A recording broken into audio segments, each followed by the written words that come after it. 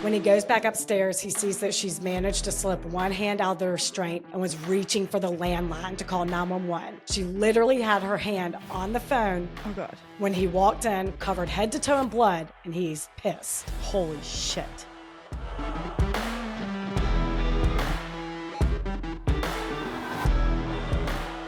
What up, everyone? Hi. If you're new, I don't really have anything at the top, really. If you're on YouTube, you're seeing my adorable new haircut. I just chopped my hair off, me, Rebecca. Jealous. And it needed it. My God. I'm doing the same thing. Forget it. But I don't have much at the top. If you're new here, thanks for joining us. We love a shocking turn of events. We love a survivor story. We're identical twins. I don't know the whole spiel, but if you like us, review us, tell all your friends. Word of mouth has been awesome. Yup. Keep us growing, people, please. Please, come on. We don't ask much of you. I'm just kidding. We ask a lot of y'all. Yeah, we kind of do. Okay. We ready? Yes. Today, I am telling you about the Missoula Mauler. Ew. And I know. I'm not loving it.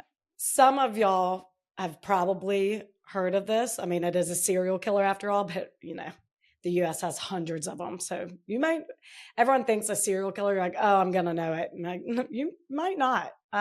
Anyway, I loved how this one ends. So I had to tell you.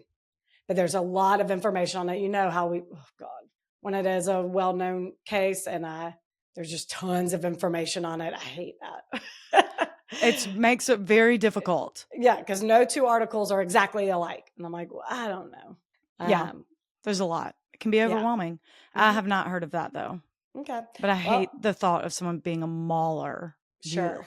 I think they just needed an alliteration. But I don't know why they didn't go with murderer. Right. The sources are the Missoula and Billings Gazette are in the archive newspaper articles, tons of them. God, they were just going crazy with those, getting those out. Okay. Crime Waffles Medium article. That's just the author, Crime Waffles. I don't know. No. All That Is Interesting, Bloodline Detective with none other than Nancy Grace. Montana Cayman, New York Times, and the Missoula Current. It's a lot. I know. And I like to go local newspapers because they know Same. what's up. On April 11th, 1974, 12-year-old Kathy Pounds came home from school in Missoula, Montana, expecting to see her mom, but she wasn't there. Her mom, Donna, worked part-time at a local Christian bookstore, but she had the day off, so she should have been home. Kathy had a friend over, so she didn't think much of it and jumped right into, normal preteen after-school things, which I imagine is watching TV, talking shit about what your friends wore that day, the like. Sure. How old again? 12. Oh, okay. Harvey Pounds, Kathy's father, came home a couple hours later around 6 p.m. He's a shoe salesman and a DJ on a local Christian radio channel and a deacon at their church. He and Donna had two other kids, 18-year-old Kenny, who recently joined the Army, and a daughter named Karen, whose age I couldn't find, but she's older, though, out of the house. Yeah.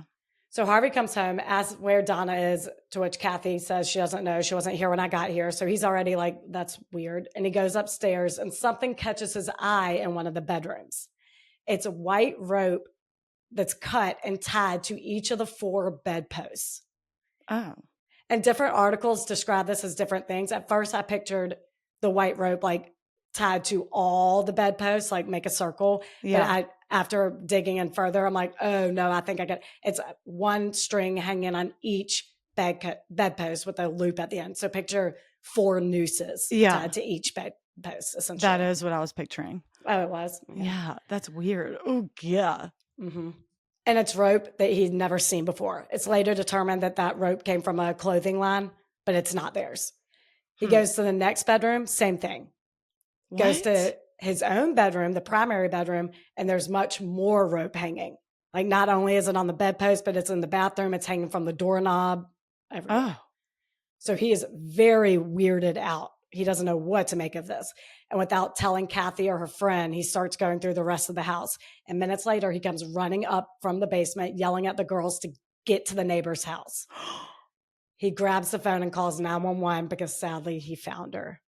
Wait, and they were there the entire time They she were was there in the for, basement yep, for hours? hours. Oh, God. 39-year-old Donna was in the basement naked, tied to a chair, and very clearly beyond help. She was dead. Yeah. Cops get there and it's determined that she had been shot in the head 5 times at very close range with a .22 caliber, which they knew immediately because the gun was found in between her legs. Oh, my God.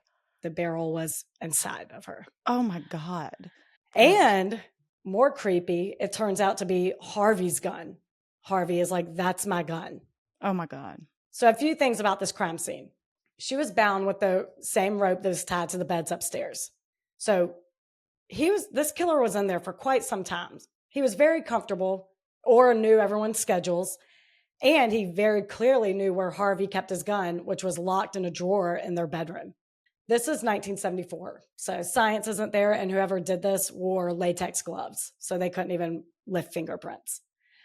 They did find a bullet hole in the wall of the primary bedroom, and Donna's clothes were up there. So the attack clearly started there.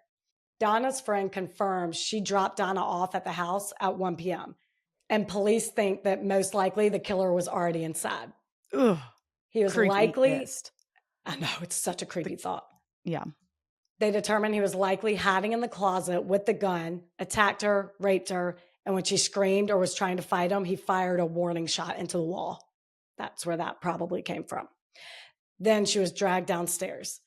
A few neighbors say they saw someone walking out of the Pound's backyard carrying a black gym bag that day, the day of the murder, and it looked like it was local 18-year-old Wayne Nance, who was actually friends with Donna and Harvey's son, Kenny.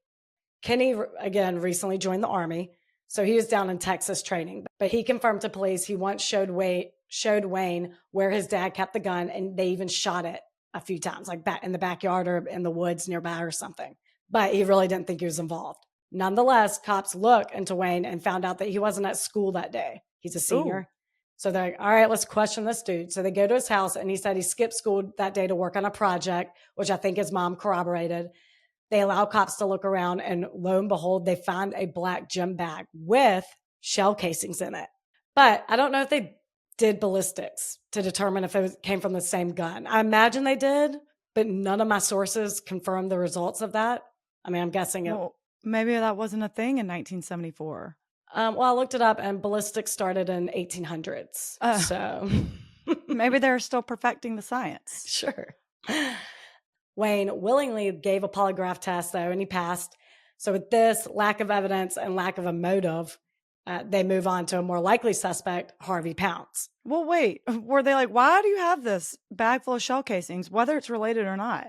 I'm sure they asked, but that's what it is confirmed with lack of evidence. So I'm guessing the ballistics came back that it wasn't the same gun or something. That's so interesting though, that a neighbor saw who they thought was him carrying a black bag. Right. I'm not done with him. I'm not done with him. Okay.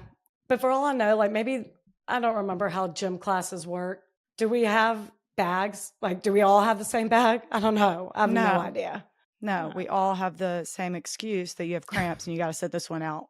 That's all we all had. That's exactly right. But they let him go.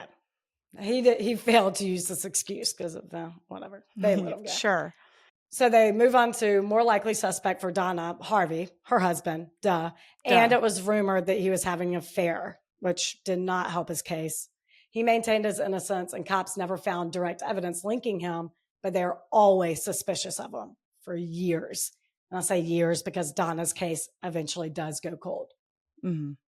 Then there were a slew of Jane Doe murders. In 1980, a woman, this is 6 years after Donna Pound's murder, 1980, a woman's body was discovered by a slow-moving freight train near Beavertail Hill State Park, close to Interstate 90. She was resting against a chain-link fence, which must have been a terrifying sight. Think of that. Seeing a dead body of a girl just sitting up, resting against a chain-link fence. Ooh. Yeah. She wasn't wearing underwear. Her dress was pulled up, and she had been stabbed in the chest. Oh, my God. That is a terrifying sight. I would think it's like a Halloween decoration. Yeah, for real. Freaky. And because there were so many Jane Does during this time, which is just a horrifying tidbit, they gave all these victims nicknames. So this was Betty Beavertail, since she was found near the state park. Mhm. 5 years later, they were able to identify her through dental records and determine this was Devonna Nelson, a 15-year-old runaway from Seattle, Washington. Oh my God. Her case at the time remained unsolved. 1984, a wildlife photographer was near a place called Deer Creek and came across a shallow grave, and a decomposed leg was protruding from it. How? Jesus. I mean, these sites are incredibly terrifying.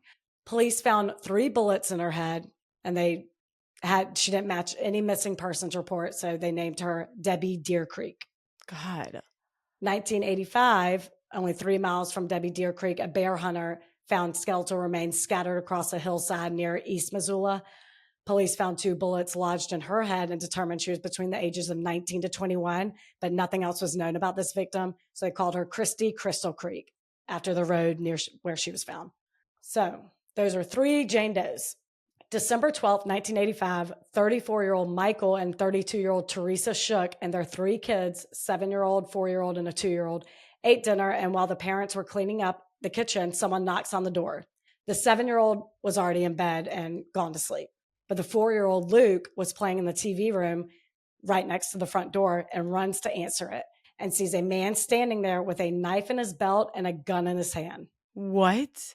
Michael and Teresa quickly come up behind Luke because 4-year-olds should not be answering doors. Oh my God.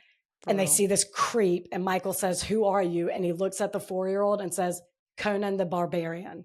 What? Conan the Barbarian was a movie back in the 80s about some warrior played by Arnold Schwarzenegger. But then he forced his way inside, past Luke, and shoots Teresa in the ankle. Oh my God. To show that he means business. Michael charges the killer, the intruder. Luke runs upstairs to hide in his room. He's scared. Oh my God, Luke, I want to hug you. I know. Michael grabs a brass candlestick and starts beating the intruder while Teresa grabs the 2-year-old, who is also in the TV room, and hobbles to the kitchen.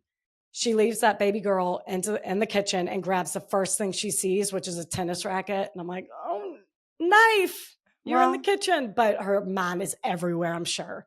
Well, So yeah. There she could be a grabs the tennis slew of racket. reasons Sure. not to grab. I don't know. Whatever.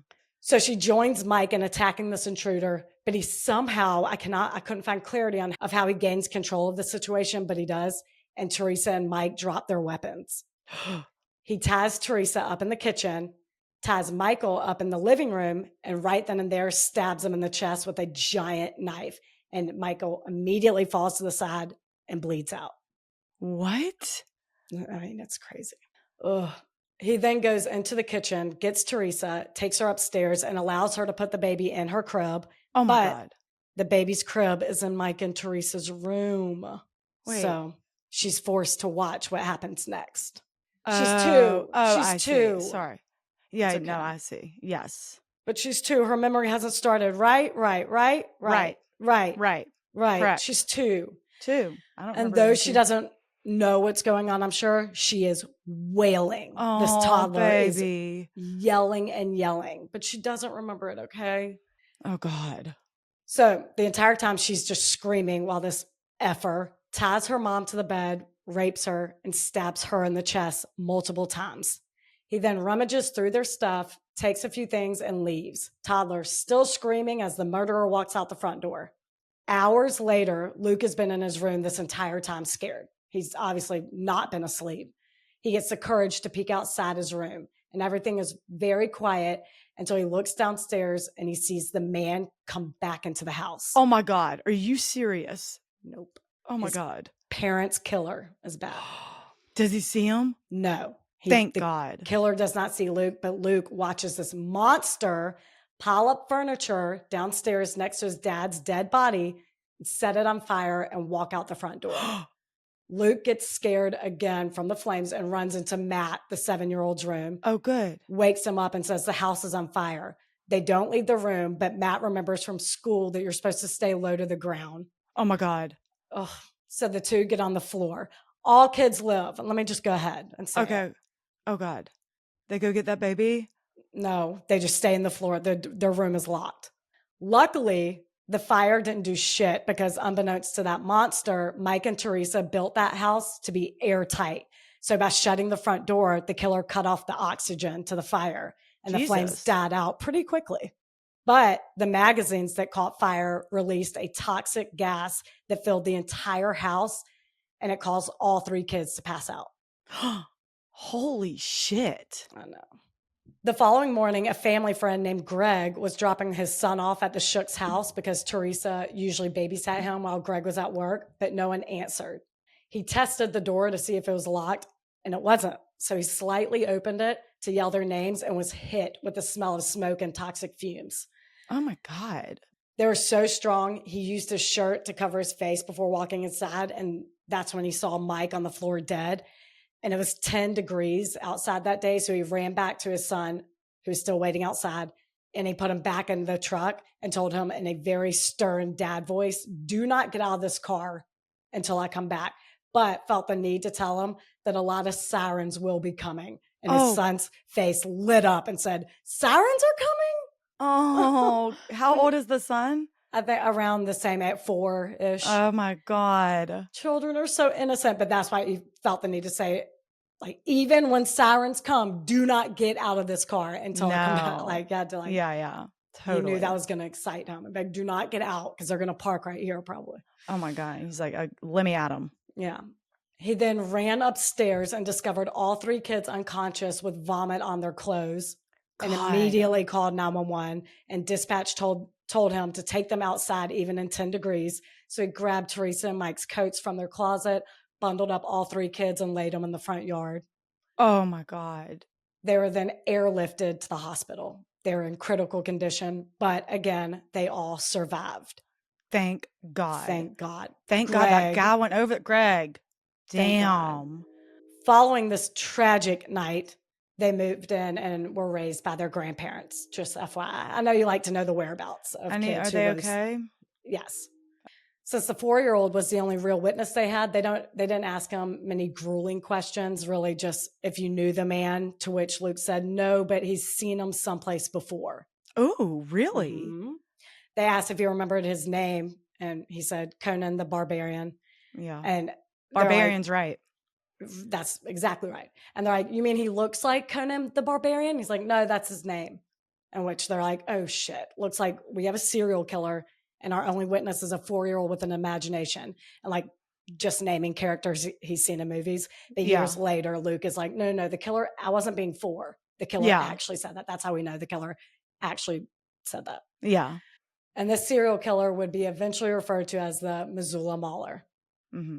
Detectives have no leads, but they were approached by a psychic who they actually sat down and talked to, which I found shocking, especially in the 80s. That I would think they'd be like, run along. But that's when you know they got nothing else. They're willing to talk to anyone. Yeah, they're willing to think outside the box, not even to like you could think being a psychic's bullshit, but more so to like provoke their way of thinking. It's like, maybe that will lead my thought process somewhere and I'll think of a lead based on what this person's saying. Yeah. The psychic said the murderer has an injury of some sort, either to his leg or something. They say he's in woodworking or does something in furniture. And she says they'll have to wait until September to find out who it is. And it's December or January at this point. So detectives are like, all right, now you can run along because they're pissed. Yeah. It's probably a little insulting, actually. They're like, what? You don't think we'll solve this in 9 months? Whatever. So here we go. September 1986. A man named Doug Wells and his wife, Chris, short for Kristen, so it's with a K. Yeah.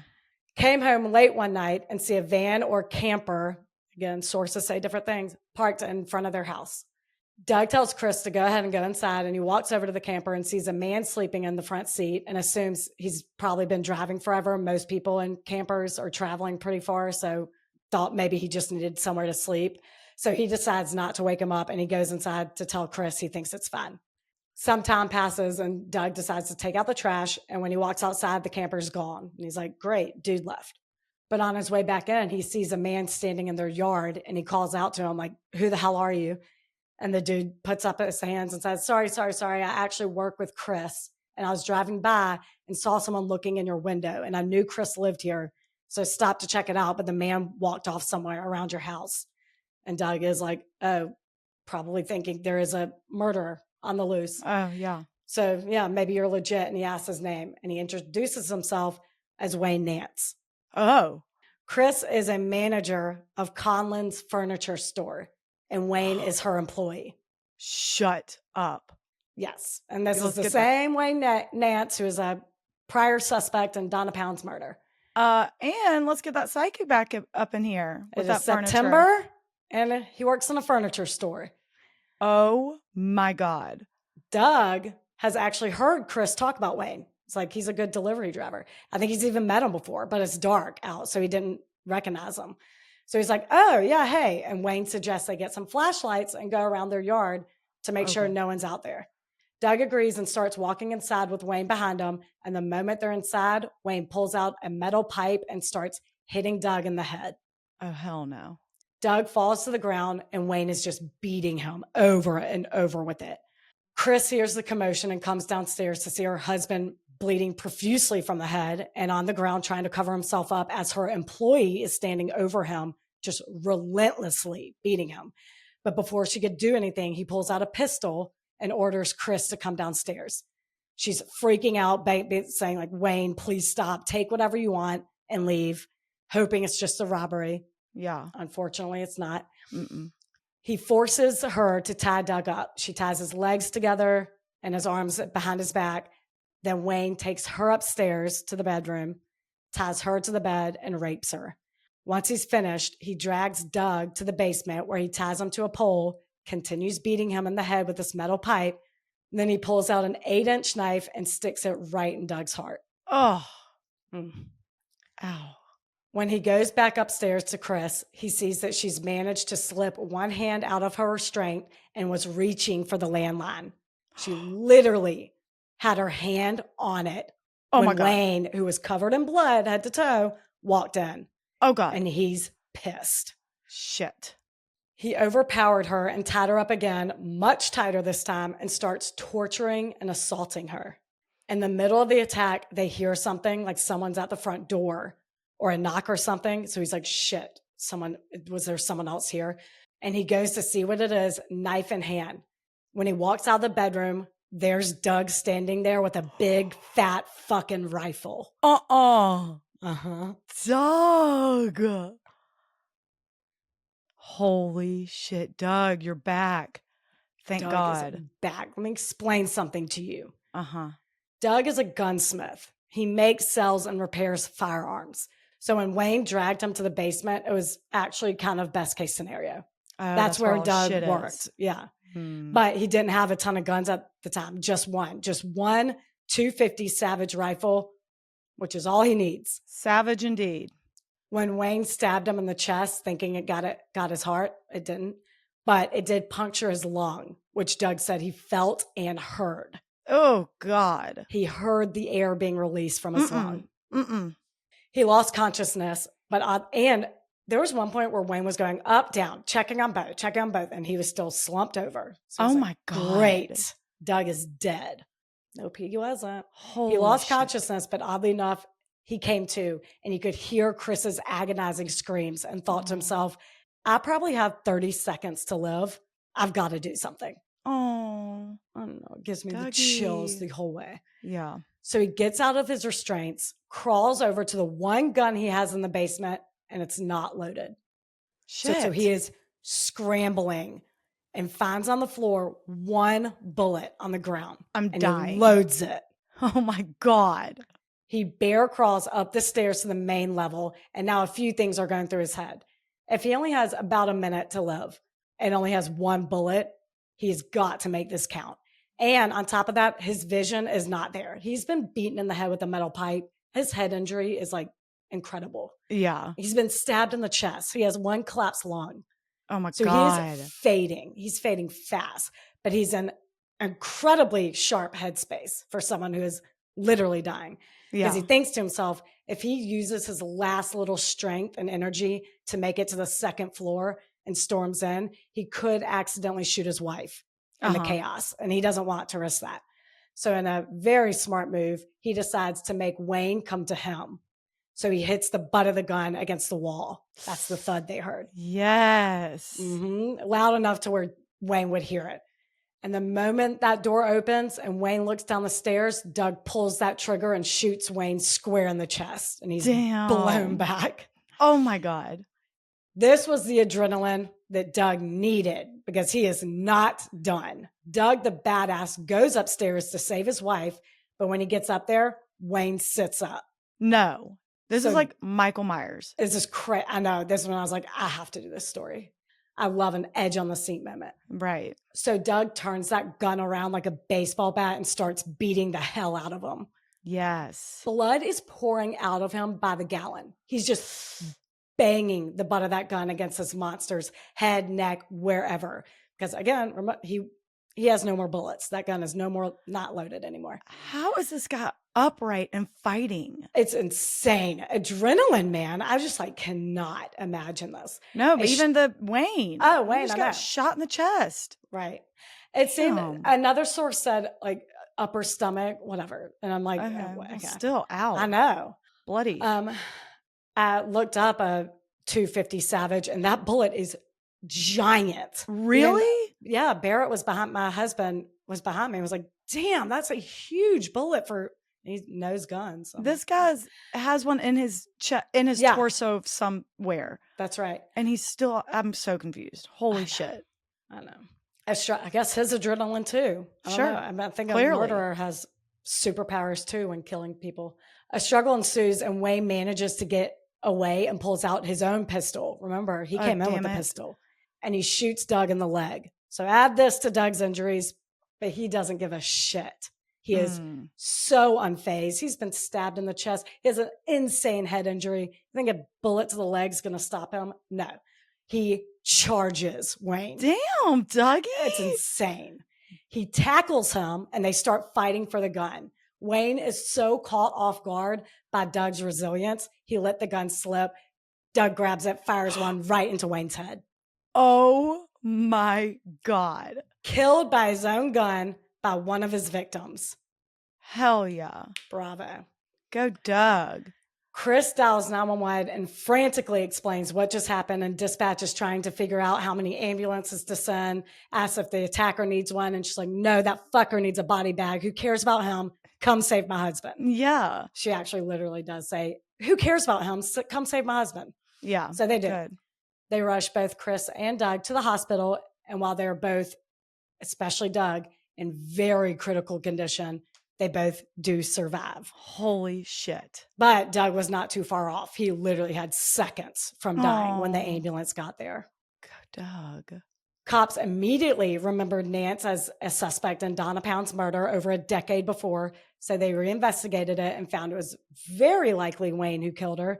He clearly can't confess because he's dead, but Yes, people I who know. knew him back then said he always talked about how he wanted to sacrifice a mother for some sick ritual by the time he was 19 years old. He was 18 when Donna Pounds was murdered. Hence the rope tied to the bedpost was tied to some sick ritual of some sort. Oh, I figured after hearing the rest, it was like for her arms and her legs. No, because he did it to each bedpost Oh, of right, all right. the houses. Oh, yeah. And on the yeah. doorknob, the whole thing. What? What does that mean? It's just some sick, stupid ritual. I don't know if it's Satan related or what. Some stupid Oh, yeah. This is fucking like monstrous thing. This was in the middle satanic panic. of. Okay. Yeah. Wow. Harvey Pounds, her husband, died in 1986, and their son, Ken, who was friends with Wayne, the one who was in the army at the time, Yeah. did an interview with the Missoulan and said he buried his dad thinking he did it, which Harvey was fully aware of, which just breaks my heart. Like, can you imagine? You lose your wife in this horrific way, and you know that your kids think you did it.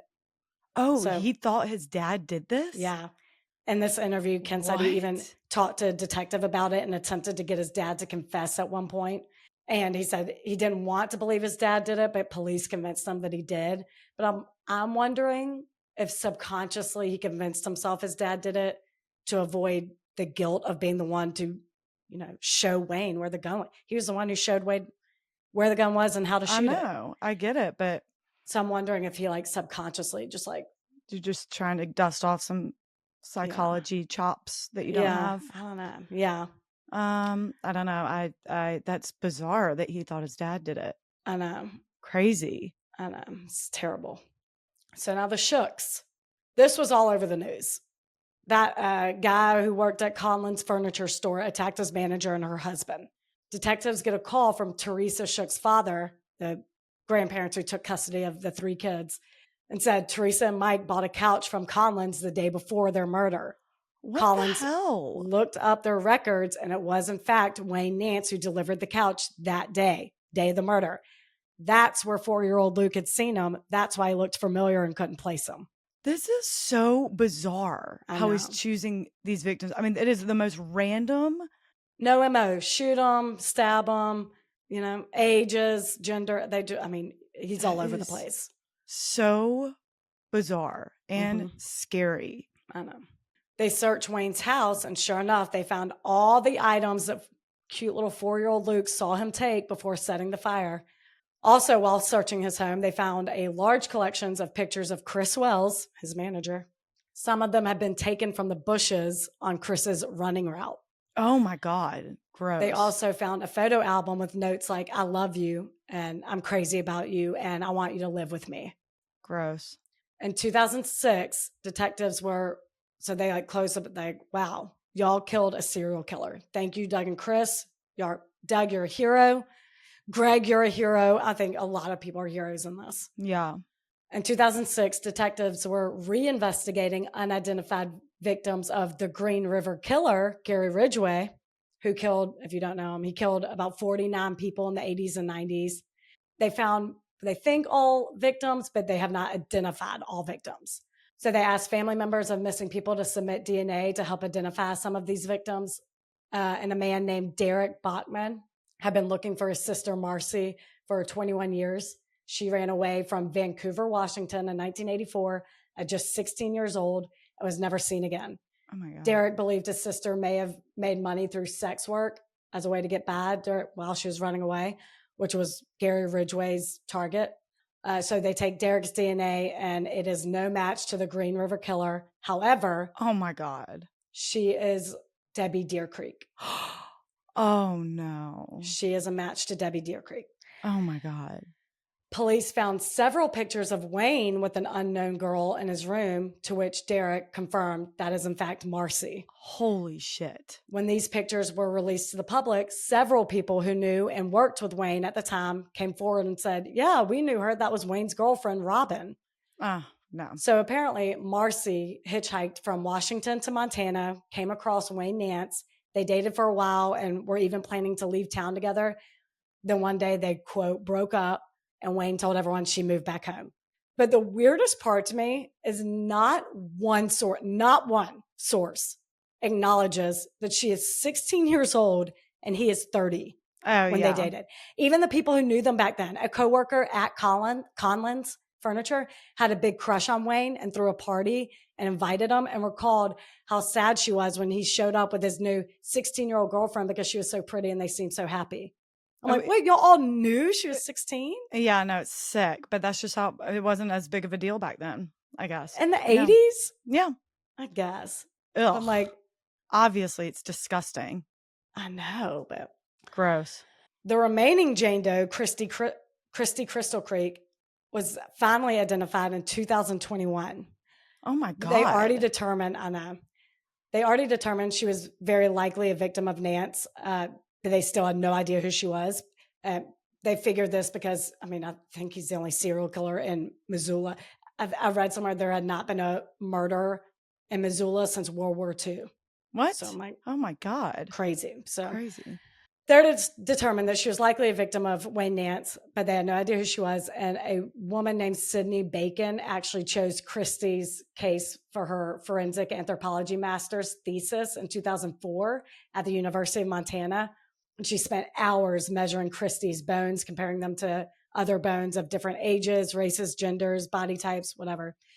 Concluded that Christie was likely between 4'11" and 5'2". And the width of her hips indicated that she had either been pregnant before or given birth before. Holy shit. She had light brown hair, wavy hair, most likely treated with a perm. She underwent extensive and rare dental surgery up until approximately a year before her death. She probably smoked cigarettes. Like, Oh my God. crazy. Girl. She also determined that Christie's body proved to be well taken care of by the time she was discovered.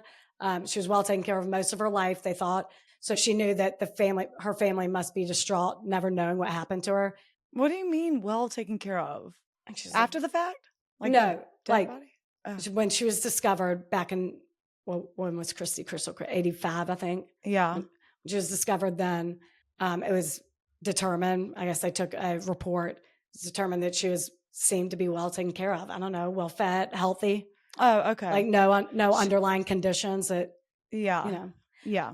like some victims, they can tell like, oh, they went to the dentist like 6 months ago. So, she's not homeless. She's not, like she's just well taken care of. Okay.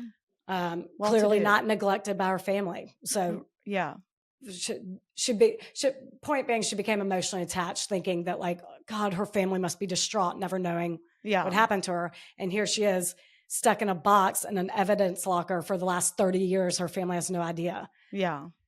She said, Sydney Bacon said she even upgraded her bones from a box to a Rubbermaid container just to like That's an give upgrade. her something. That's God. an upgrade, which is so sad. Yeah, it is. So more people got involved, and it kind of became this rally for years to like find out who Christy Crystal Creek is. There's tons of articles on her. Eventually, thanks to genealogy research, this led them to a family with the last name Lucas out of Spokane, Washington. Which I'm like, how did these Jane Does all come from Washington? So many Washington connections. I know. After DNA testing, they finally identified Christy Crystal Creek as Janet Lee Lucas, a 23-year-old runaway who was last seen the summer of 1983. She and her son were living with her twin brother at the time in Spokane, and she told her brother that she was going out to run an errand and she was taking forever, so he went to go look for her, found her at a bar, and they got in a huge fight. Yikes. Her brother eventually stormed off, telling her that they would talk about this at home, but she never came home. That was the last time he saw her. He knew she ran away because she was struggling with the pressures of being a single mom. Which I'm like, I teared up reading a story because I'm like, my heartstrings for single moms. I've said it once, I'll say it again. I know. If you're a single parent, even single mom, single parent. Yeah. If you're a single parent, you're doing great in life, at work, at home, everywhere. Killing it. You're killing it. Wait, so did she leave the kid with him? Yeah. Oh God, so he raised that baby. My heart. Now here he is, 60 years old, her twin brother, finding out what happened to his sister. And he said he hit the ground sobbing when he got the call. They actually got a swab from her son to confirm it was her. And her son said he was only 5 years old last time he saw her, but remembers her smile. Oh. And it was very traumatic growing up without her. Oh, damn. But she's found, they brought her home, and they gave her a proper burial. Holy shit. So those are who we know of, Wayne Nance's victims, probably a lot more, and the badass Doug Wells who put an end to his spree. For real. Go Doug. Wayne Nance is so familiar. Maybe I have heard that. And also, special shout to the neighbor who identified him from the jump. I know. What? Missoula's a small town. I guess everyone knows everyone. And he's like, oh, I know. It looked like that local boy, Wayne Nance. And because Kenny was in the Army at the time, I think that's what stood out to her, being like, oh, why is he over there? Okay. Kenny's in Texas. More red flags. That's what I'm like, been done so day one. That gym bag was, I'm like, what? That's why I was digging desperately for the ballistics. I'm like, that came from the same gun. It had to have. What happened? That's so bizarre. I know. That was just like, oh, so you do think it was that guy that you named? We can't find any evidence, even though we did find the gym bag you're talking about, and it was full of bullets. Right. Crazy. And like, they're like, it's definitely the husband. It's his gun. I'm like, but the gruesome and where they found the gun, I'm like, that's not a spouse make. That's someone embarrassing her. Poor Harvey. Poor Harvey. Damn. Okay. I know. Good one. Really good one. God, go Doug. I just love I love how he was caught. Yeah. Caught and killed on site. That's psychic. Go girl. And the psychic. So many MVPs. Yeah. But God, I'm gonna have to give it to Doug. That is some Well, yeah, resilience obviously. there. Obviously. I know. He gets more credit than the psychic. I'm going to give him that. Sorry. At me. Patrons. A lot. Hell Jenny, yeah. Kelly, Winter, Jillian, Maddie, Becca, Emily, Lindsay, Alexis, Sandra, Allison, Michelle, Caitlin, Damn. and Mistress. Okay. Mistress. Yeah. That's what yeah. Hell yeah. Thank you y'all for joining. I love it. And a very special custom shout out. Yes. Melaine, happy birthday. Happy birthday. Wait, Julie brought this to our attention. It was Julie's idea for us to give the custom shout out on your birthday. Well, when is this? Hold on. This is going to be on the 19th. So it's before, but it's okay. Melaine is our oldest and dearest friend from childhood. We were on the Cleveland Indians together, a T-ball team. You may have heard of us. We rocked it. Yeah, we've been best friends since we were little. Her mom would only let her invite one of us over at a time. And I totally get it. I get it. Used to piss us off. Now I'm like, yeah. Especially us. We were demon children. Happy birthday, Maine. Happy birthday, Maine. What are we? We're 37 now? God. Oh my God. Love you. Julie loves you. Julie. Yeah. Shout out to Julie too. Yeah. Shout out to Julie who reminded us to do this. Who did this? She said she did this whole thing. Happy birthday. Happy birthday. Thank you, everyone. Tell all your friends. Hit that 5-star. Give us a review. Thanks. Do it, Kay. Y'all are the best. People are the worst. Bye.